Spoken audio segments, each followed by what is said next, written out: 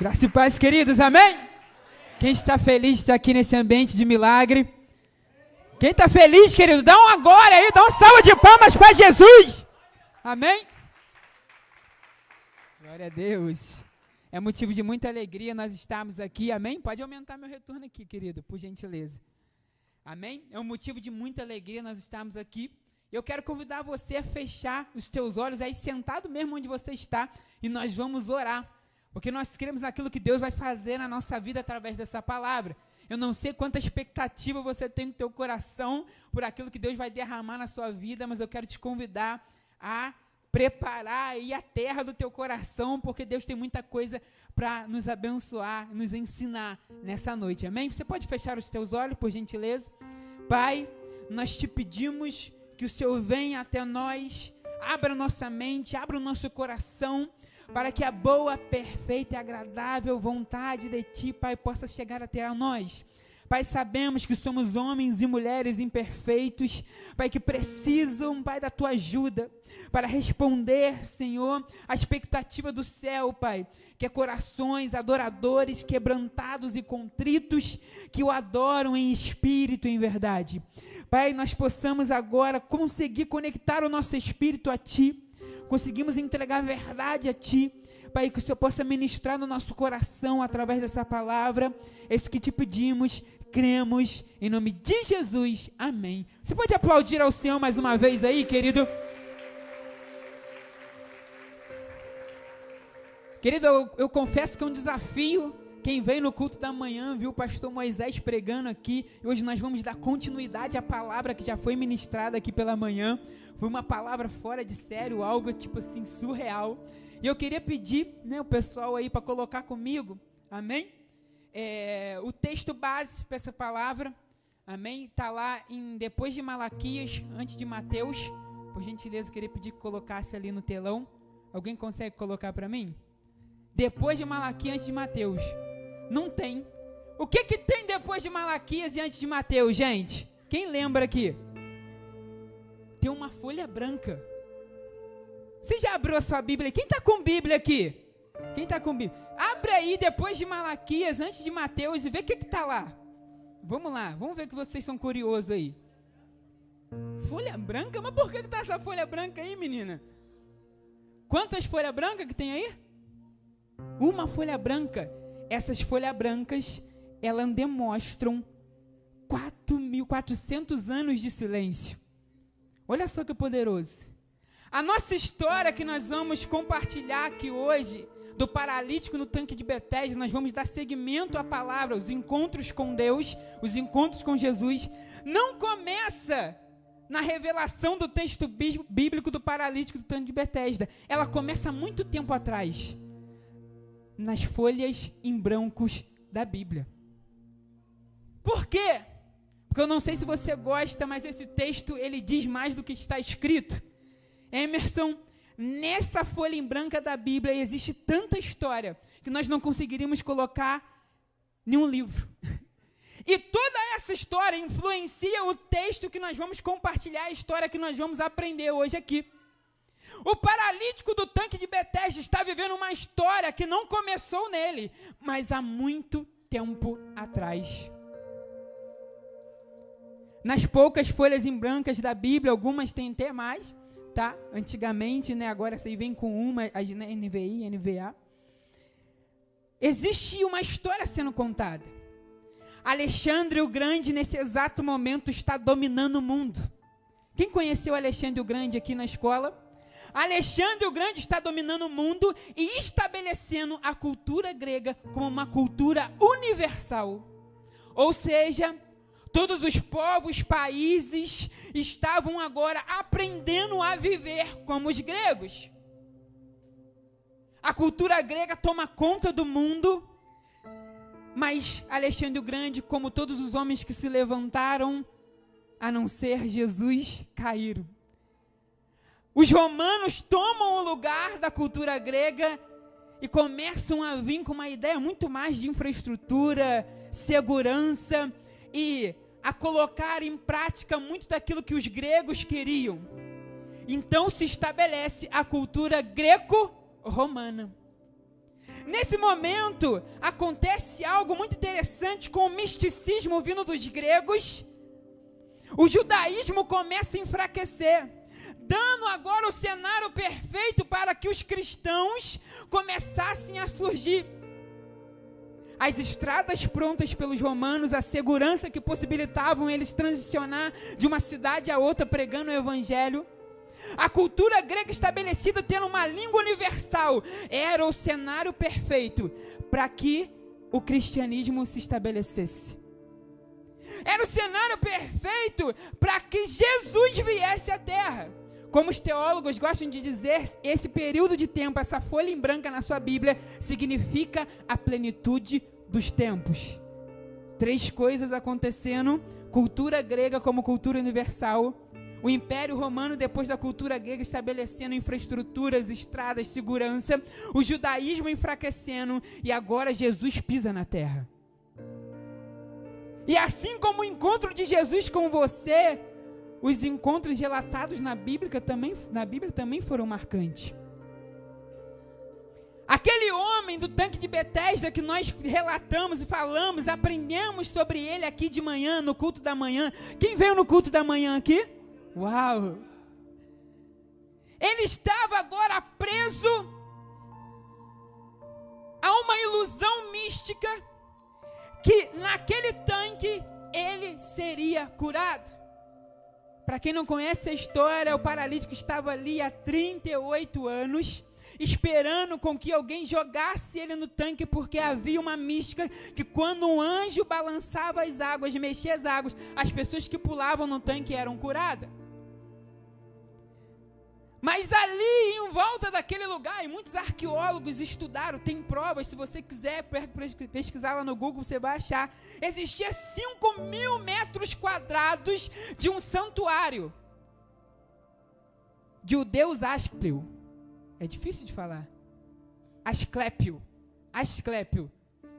Esse deus Asclépio era um deus da cultura grega mística, a qual era o Deus que denominavam, entregavam a ele todos os atributos das curas que aconteciam na mística grega. Aquele homem estava ali porque ele estava iludido por uma cultura que fazia com que ele ficasse esperando algo que nunca iria acontecer. O tanque de Betesda, a qual esse homem estava esperando com que ele fosse curado, estava aos pés de um santuário de um deus místico grego. E ali existia até imagens de anjos metendo na água, mas a água nunca mexia, ninguém nunca era curado. Mas todo mundo esperava que algo acontecesse. Eu não sei você, mas quantas das vezes na nossa vida é assim? Nós estamos esperando por algo que nunca irá acontecer. Porque nós estamos presos a místicas de culturas que ouvimos falar. Nós estamos presos, ainda não entregamos totalmente o evangelho, porque ouvimos falar, alguém falou alguma coisa sobre o cristianismo.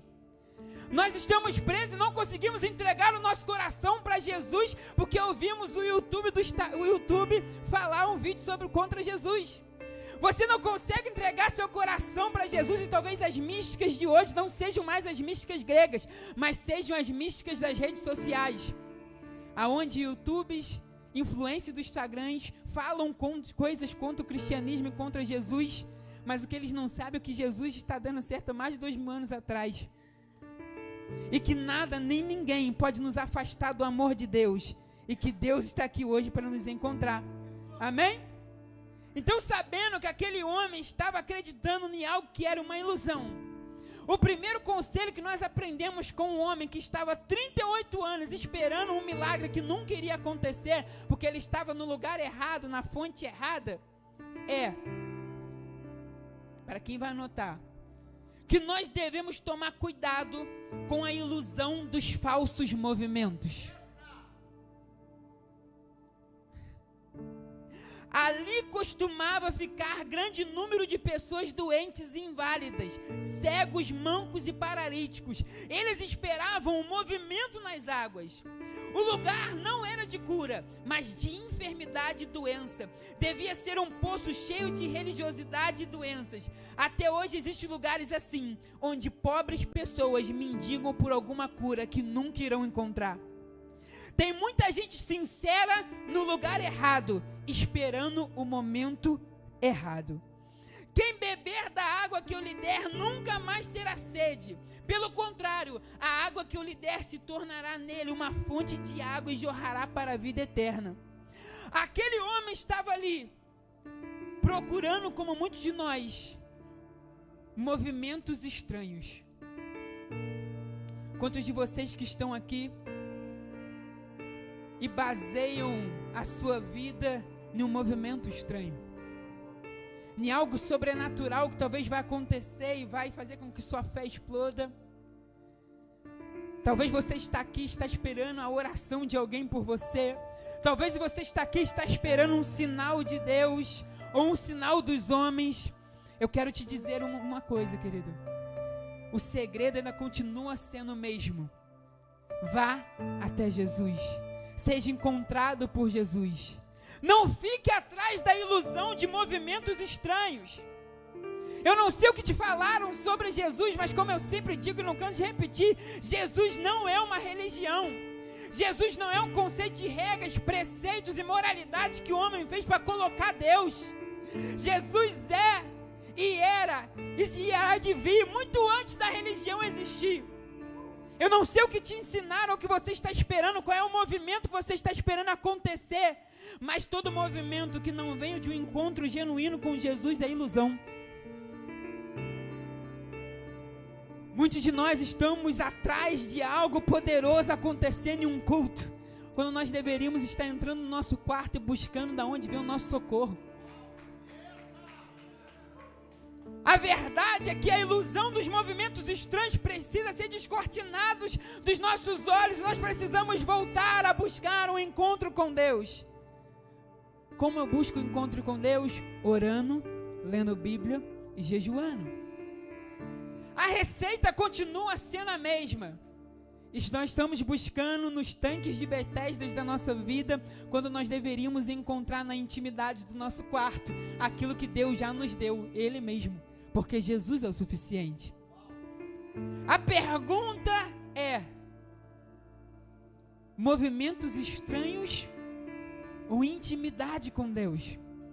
Porque aquele homem teve que esperar Jesus ir até ele. Mas a verdade é que quando Jesus morreu na cruz do Calvário e ressuscitou ao terceiro dia, ele veio. Ele veio porque ele rasgou o véu. E todos nós temos acesso a ele através do Espírito Santo. Então, se você quer encontrar a Jesus, você não precisa esperar mais 38 anos com aquele homem. Você só precisa abrir o seu coração. Uma vida de intimidade e relacionamento com Deus vai com você sair do lugar dos movimentos estranhos. Intimidade e relacionamento. Avalie na sua vida o quanto de Bíblia você tem lido, o quanto você tem orado, o quanto você tem jejuado. Se você não tem tido intimidade e relacionamento com Deus, não tem encontrado a Deus no seu secreto, você vai buscar os movimentos estranhos que vão te iludir a todo tempo. Pode ver que pessoas que são enganadas dentro do cristianismo são pessoas que não têm intimidade e relacionamento com Deus. Logo elas vão em lugares atrás de movimentos estranhos, onde não tem Deus, achando que as místicas do mundo podem suprir o lugar que é só de Deus. Existe um lugar preparado para você, mas esse lugar está esperando você ir até ele. Intimidade e relacionamento com Deus, para que nós não ficamos presos aos movimentos das águas estranhas. Querido, o segundo conselho que eu quero te dar, que nós aprendemos com a história do paralítico do tanque de Betesda, que aquele homem, 38 anos esperando a água se mover para ser lançado por alguém ali, é: cuidado com o engano das superstições populares. De vez em quando descia um anjo do Senhor e agitava as águas. O primeiro a entrar-se no tanque, depois de agitadas as águas, era curado de qualquer doença que tivesse. De vez em quando vem um anjo e mexe nessas águas. O povo acreditava em lendas, folclore e crendices populares. Quantos de nós ainda acreditamos nas crendices populares, nos folclores que foram ditos para nós? Querido, no que você tem acreditado? O quanto você acredita em Deus? Jesus falou que você ressuscitaria os mortos, expulsaria os demônios, trazeria salvação aos perdidos. Talvez você tenha acreditado muito mais no teu amigo de trabalho do que naquilo que Deus falou para você fazer. Você consegue entender que nenhuma mística, nenhuma crendice do mundo pode atrapalhar a fé que você tem em Deus? Porque Deus é. Que se Deus falou, vai acontecer. Quantos amigos meus não criam que alguém poderia ser curado? Até que um dia, eu sempre conto isso, eu estava no meu local de trabalho, de repente eu ouvi um senhor falando que ele tinha tido uma lesão na coluna. Eu fui lá pedir se poderia orar por ele, orei por ele, seja curado em nome de Jesus. Aquele homem no outro dia fazer um exame para dar início à operação, um pré-operatório, e quando ele foi para o pré-operatório, chegou lá, fez os exames, ele não tinha mais nada. Ele pegou os exames, chegou lá na padaria, me mostrou e falou assim: filho, eu fui curado. Todas as crendices do mundo, todos os meus amigos que falaram que não era possível, foram esmagados pelo poder de Deus. Porque Deus é. Porque eu não acredito nas crendices do mundo. Eu continuo acreditando num Deus que é, que era e que há de vir. Querido, eu não sei onde está a tua fé, mas a tua fé precisa voltar para o lugar de onde ela nunca deveria ter saído. Você não foi chamado apenas para crer um pouquinho. É hora de você sair daqui hoje animado a viver uma vida de intimidade e relacionamento com Deus. Orar, ler Bíblia e jejuar. Isso vai fazer com que você exploda e se transforme numa máquina apaixonada por Jesus. Eu não sei o quanto o evangelho te empolga, querido. Eu não sei o quanto isso aqui é extraordinário para você. Mas não é possível que você só crê um pouquinho a ponto de vir aqui no culto, consumir aquilo que está sendo entregue aqui para você, ir embora para sua casa e viver sua vida comum. Você precisa ir além das crendices do mundo. Quantas pessoas paralisadas porque ouviram alguém falar algo sobre a igreja? Quantas pessoas paralisadas porque ouviram alguém falar uma teoria falida sobre a igreja? Quantas pessoas que pararam porque ouviram um amigo dizer algo que parece ter sentido sobre a fé? Quantas pessoas que paralisaram porque ouviram aquilo que o mundo estava falando? Aquele homem só ficou 38 anos paralisado porque ele creu na mística do que aquela água se movimentasse, ele ia ser curado, e ele nunca foi. Porque eu tenho certeza, querido, que só um tem poder no céu e na terra, e o nome dele se chama Jesus. Vamos para o terceiro conselho que nós aprendemos com esse homem. 38 anos esperando no tanque de Betesda para ser curado, esperando o movimento das águas. O terceiro conselho é: persevere na busca de Deus. Um dos que estavam ali era paralítico e fazia 38 anos. A primeira virtude que aparece nesse texto, referindo-se àquelas pessoas do lugar, era que um homem era perseverante. Aquele homem poderia estar iludido, mas se tem uma coisa que ninguém pode dizer que ele não era perseverante. Porque ficar 38 anos acreditando em algo que não vai acontecer não é fácil. Eu não sei o quanto você está buscando aqui na vida com Deus, ou as expectativas que você colocou em Deus não aconteceu, mas eu quero te dizer uma coisa: Deus está atrás de pessoas que estão incansáveis em perseverar. Davi foi escolhido por Deus e demorou anos para assumir o reinado. Noé foi escolhido por Deus e demorou quase 120 anos para colocar o pé na água, o pé na arca. Eu não sei o quanto você está esperando de Deus, querido, mas se você não perseverar, você não vai conseguir, porque o reino de Deus ainda continua sendo de homens e mulheres que perseveram, que acreditam, não acreditam por uma semana, por um mês, por um ano, mas anos e anos, porque a sua fé não está naquilo que veio, a sua fé está naquilo que Deus é, e Deus não é filho do homem para que minta.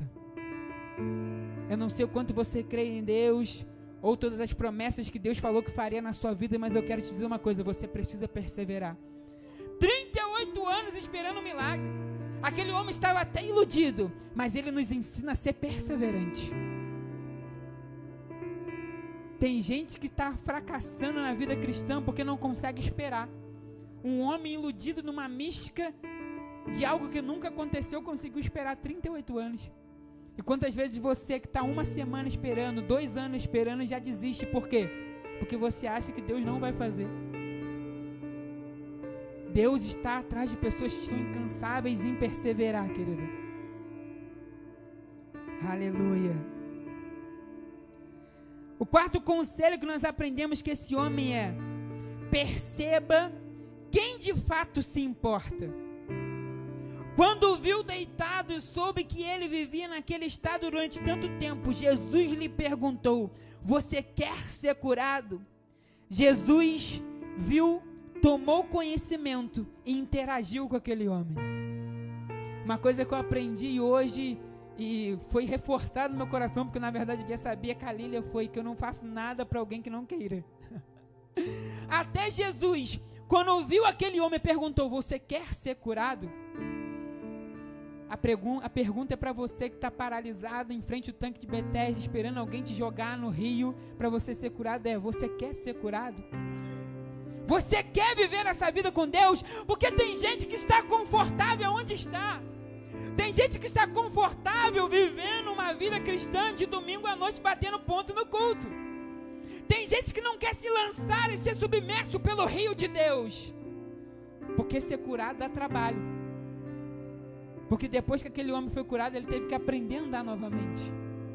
Tem gente que não quer ter trabalho, irmão. Tem gente que está aqui dentro, mas na verdade não quer viver essa vida com Deus. Porque se viver essa vida com Deus vai te trazer responsabilidade.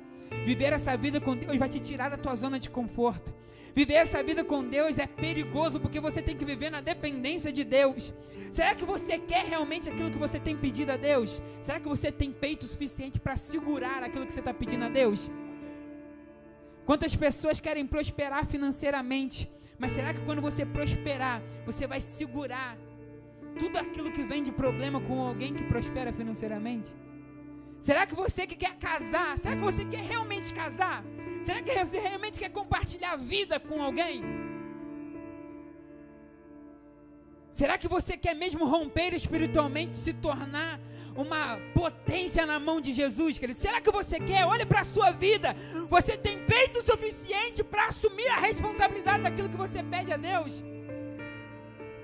Porque Deus perguntou para aquele homem se ele queria, porque Deus não faz nada para alguém que não queira. Você precisa querer. Se você está aqui, você não abriu a boca ainda para pedir a Deus, é o teu momento, porque Deus não dá nada para alguém que não esteja preparado para receber. Deus quer ouvir da tua boca que você está preparado para receber. Gálatas 4 diz que o herdeiro, enquanto ainda é menino, nada difere de um escravo, mesmo sendo dono de tudo, não pode usufruir de nada. Tem gente que é imaturo para receber aquilo que está pedindo a Deus, por isso que não consegue nem falar para Deus que quer, porque sabe que não está pronto para receber. Talvez você está aqui, a verdade é que você tem que olhar dentro de você, pegar o espelho e falar assim: será que eu estou preparado para receber aquilo que eu quero pedir para Deus? Aquele homem pediu para ser curado, mas a perseverança de 38 anos esperando, eu tenho certeza que preparou ele. Aleluia, querido.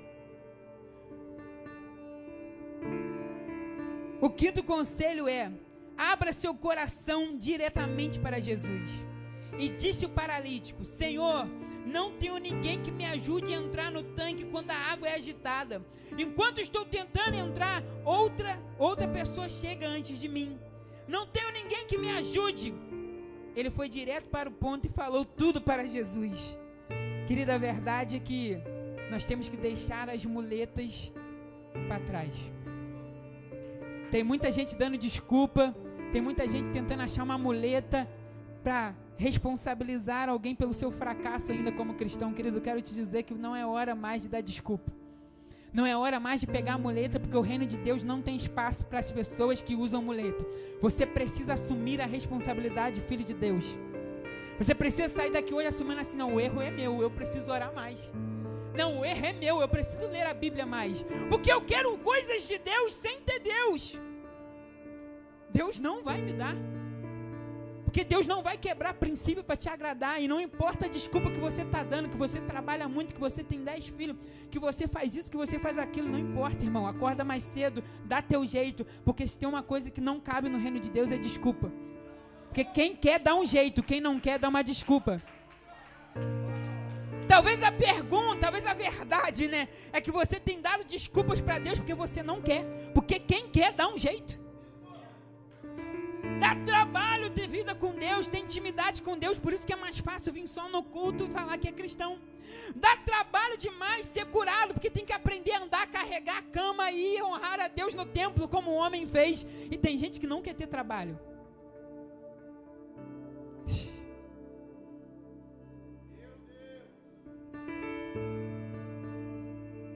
Sexto conselho, creia que basta a palavra liberada por Jesus. Então Jesus lhe disse, levanta-te, pega a sua maca e ande. Jesus não precisa de água contaminada, ele é água viva e pura. Creia que basta a palavra liberada de Jesus. Tem um problema na palavra liberada de Jesus, que quando Jesus fala algo, Guedes, é coisa de maluco. Toda palavra lançada por Deus é uma palavra de fé. E fé é acreditar naquilo que não vê. É o firme fundamento das coisas que não se veem, mas a prova das coisas que se esperam. É botar o pé onde não tem chão. Só que tem que ter coragem para fazer isso. Crer na palavra liberada por Jesus não é para muitos. Porque você tem que ter fé o suficiente para acreditar que você está colocando o pé onde não tem chão. Vamos para a Bíblia? Abraão vai para um lugar com a tua família, que eu não vou nem te falar o que é, mas só crê e vá. Tem que ter coragem. Quem não tem coragem não vá, porque está atrás de estabilidade. Mas as palavras de fé de Deus não estão para homens que querem estabilidade, está para quem tem fé. Noé, faz uma arca durante 100 e poucos anos, porque vai chover e você e tua família vai ser salvo. Tem que ter peito pra caramba para fazer a arca e acreditar que vai chover. Davi, eu vou te ungir rei. Saul vai te perseguir, mas você vai assumir o reino daqui 40 anos. Fica aí perdoando e aguentando essa pressão durante 40 anos. Tem que ter peito pra caramba. Isso é fé. Eu não sei o que você acha que é fé, mas fé é um ato de coragem. Quando Jesus te reconciliou com os céus, Ele te deu um ministério, o ministério da reconciliação. Ele falou que no nome de Jesus você expulsaria demônios, ressuscitaria os mortos, trazia salvação para os perdidos. Você já ouviu o texto sobre a cura? Imporão a mão sobre os enfermos, eles serão? Jesus não falou que você tinha que mentalizar. Jesus não falou que era um estado de espírito, vai ficar curado, vai ficar curado. É para quem tem peito, coragem suficiente de ir lá e botar a mão e orar. Quem tem coragem vive vida extraordinária com Deus. Agora quem não tem coragem continua vivendo uma vida comum, porque o evangelho continua sendo para os corajosos. Faz sentido ou não? Olha a vida de Jesus. Jesus teve que acreditar que ele sofreria tudo que sofreu e não iria morrer porque ele era homem. A vida com Deus é uma vida para homens e mulheres corajosos. Eu não sei o que você precisa, mas Deus está me chamando hoje aqui para te dizer que você precisa ter coragem. Você precisa ter fé, porque sem fé é impossível agradar a Deus. Só que fé não é fazer conta. Fé não é 2 mais 2 é 4. Fé é coisa de maluco, irmão. Não tenta entender não. Fé não é entender, fé é confiar. Faz sentido ou não? Querido, e o 7º conselho é: leve seu testemunho para onde você for. Imediatamente o homem ficou curado, pegou a maca e começou a andar. Isso aconteceu num sábado. Sua dor curada se transforma no seu testemunho de vida. Eu sempre digo isso. O motivo da tua vergonha vai ser o testemunho do teu milagre. A palavra de Deus está dizendo que nós, como somos curados, começamos a testemunhar e a transformar a vida. A palavra de Deus diz que imediatamente aquele homem ficou curado, pegou a sua maca e começou a andar. O andar daquele homem era o testemunho do milagre dele. As pessoas não precisavam nem ouvir ele falar, porque ver um paralítico de 38 anos andando já era um motivo para não negar mais os seus olhos. Eu conto isso, é igual eu quando estava na faculdade de biologia estudando que o câncer não tem cura, todos os dias. Eu tenho todas as provas do mundo, são 2 anos na Faculdade Federal de Biologia, eu te provo que o câncer não tem cura. De repente eu chego na igreja, o pastor ora por alguém, a pessoa é curada de câncer, traz o exame, no outro dia está curado. O que eu faço? Eu estou vendo o paralítico andar depois de 38 anos parado lá. Não tem como mentir para si mesmo depois que você usufrui dos milagres de Deus. Você precisa crer que Jesus pode fazer. E quando você vê, isso já será o seu testemunho. Porque quando eu vejo alguém curado, eu também quero orar por cura. E eu vivo testemunhos na casa de Deus. Você precisa ser motivado a sair daqui com a chama acesa por Jesus, querido. O 8º conselho é: creia que o amor vence o legalismo religioso. E essa palavra é a mais importante, querido. E por essa razão os judeus disseram ao homem que havia sido curado: hoje é sábado, não lhe é permitido carregar a maca. Mas ele respondeu: o homem que me curou me disse: pegue a sua maca e ande. Então lhe perguntaram: quem é esse homem que lhe manda pegar a maca e andar? O homem que fora curado não tinha ideia de que era ele, pois Jesus havia desaparecido no meio da multidão. Pessoas sempre são mais importantes para o Senhor. Graças ao grande amor do Senhor é que não somos consumidos, pois suas misericórdias são inesgotáveis. Eu fico muito feliz porque essa igreja é uma igreja que rompeu as barreiras religiosas. A Nova Vida é uma igreja de cultura onde Jesus está no centro e todos nós estamos cooperando para Jesus. Nós rompemos a barreira religiosa e pessoas quando chegam aqui não conseguem entender. Por que essa igreja tem crescido tanto? É porque aqui não tem espaço para religiosidade. Nós não temos um conjunto de conceitos e preceitos que nos rege. Nós vivemos a vida de Deus. Nós não somos só um conjunto de parâmetros morais, nós vivemos a vida de Cristo. Nós amamos uns aos outros, perdoamos uns aos outros. E aqui não tem espaço para religiosidade. Eu não sei o quão religioso você é, aonde você foi criado, mas aqui nós respeitamos princípios e valores. Mas nós não deixamos a religiosidade nos prender, porque uma das frases que nós mais dizemos aqui nas nossas escolas de liderança é que nós discipulamos pessoas livres. Nós discipulamos pessoas livres. Tanto é que nós ensinamos no discipulado, no primeiro passo, tudo aquilo que você deve aprender quando chega nessa igreja. Porque quando nós ensinamos, nós entendemos que você não precisa mais ser aprisionado por não pode, porque você não deve, porque você já aprendeu e o Espírito Santo vai te convencer do pecado. Essa igreja é uma igreja que quebrou as barreiras da religiosidade. O 9º conselho que nós aprendemos que esse homem é: viva uma vida de santidade e transformação. Mais tarde Jesus o encontrou no templo e lhe disse: olhe, você está curado, não volte a pecar, para que algo pior não lhe aconteça. Quem vive uma vida com Deus, tem um encontro com Deus, não precisa mais pecar. Não porque não pode, mas porque achou algo que ama mais. Sabe por que você não consegue vencer o vício? Porque você ama mais o vício do que a Deus. Sabe por que você não consegue vencer a pornografia? Porque você ama mais a pornografia do que a Deus. Sabe por que você não consegue vencer qualquer pecado, o jogo? Porque você ama mais o jogo do que a Deus. A verdade é que sempre vence aquilo que a gente mais ama. Não importa o quanto você lute, todo o teu empenho tem que ser em amar a Deus. Por isso que a receita básica que eu dei no início, ora, lê Bíblia e jejua, sempre ganha, sempre vence. Não importa quanto teologia você sabe, não importa quanto você faz para Deus, ler Bíblia, orar e jejuar sempre vence, porque você tem que amar a Deus, para aí você abrir mão das coisas por Ele. O problema é que você não tem intimidade com Deus, não tem relacionamento com Deus, você nunca vai abrir mão de algo por causa de Deus, porque você não ama Ele, e aquilo que você mais ama sempre vence. Na Nova Vida nós dizemos que nós não precisamos pecar, não é porque nós não podemos, é porque nós encontramos algo que nós amamos mais. Eu não sei o quanto você ama Jesus, mas eu sei que se você amar Jesus, você não precisa de mais nada, porque Jesus é o suficiente. Só que Jesus só é o suficiente para quem ama Ele, querido. A chama, pelo amor do Senhor, precisa nascer no teu coração, que é o primeiro passo prático para isso. Acorda amanhã mais cedo antes de trabalhar e vai ler a Bíblia. Vai conhecer Jesus. Quer aprender isso de forma prática? Amanhã, acorda mais cedo, dobra o teu joelho e vai orar. Porque você só vai amar alguém que você conversa com essa pessoa.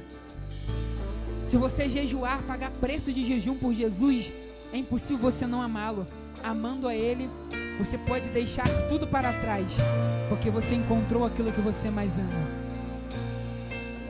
Faz sentido ou não? Vamos lá, tem mais conselho, querido. Aquilo que você mais ama é aquilo que sempre vence. 10º conselho: nunca se esqueça da sua paternidade espiritual. O homem foi contar aos judeus que fora Jesus que o tinha curado. Então os judeus passaram a perseguir Jesus, porque ele estava fazendo essas coisas no sábado. Disse-lhe Jesus: meu pai continua trabalhando até hoje, e eu também estou trabalhando. Por essa razão, os judeus mais ainda queriam matá-lo, pois não somente estava violando o sábado, mas também estava até mesmo dizendo que Deus era seu próprio pai, igualando-se a Deus. Jesus é a fonte. Quem beber dessa água nunca mais terá sede. Ele é a água que você precisa, que cura e limpa definitivamente. E disse Jesus em João 5,24: eu lhes asseguro, quem ouve a minha palavra e crê naquele que me enviou tem a vida eterna, e não será condenado, mas já passou da morte para a vida. Querido, eu não sei como você chegou aqui, mas também talvez você é como eu, que em algum momento da minha vida eu deixei com que as ciências, a filosofia que eu conhecia, todo o conhecimento que eu adquiri fosse mais forte do que aquilo que Deus poderia ser para mim. Eu quero te dizer que Deus me trouxe aqui para reafirmar no teu coração que nada nem ninguém pode te afastar do amor de Deus. Não importa o que os homens disseram, não importa o que o influencer do Instagram falou, não importa o que o YouTube falou, não importa o que o livro que você leu falou. Sabe o que tem uma verdade?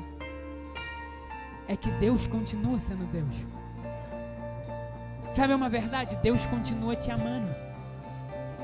Sabe uma verdade? Você não pode renegar a paternidade espiritual. Jesus quer te reconectar novamente com os céus. E hoje é o teu dia. Talvez você está aqui e você deixou de crer ou está crendo menos porque você ouviu algo sobre Deus. Você ouviu algo sobre a igreja que parece estar te paralisando, tem dúvida no teu coração. Eu quero te dizer, querido, que Deus hoje vai estilhaçar as tuas defesas. Deus hoje vai quebrar as tuas dúvidas e vai restaurar a paternidade espiritual que você nunca deveria ter perdido. Eu quero chamar o pastor aqui na frente. Você pode aplaudir ao Senhor, querido.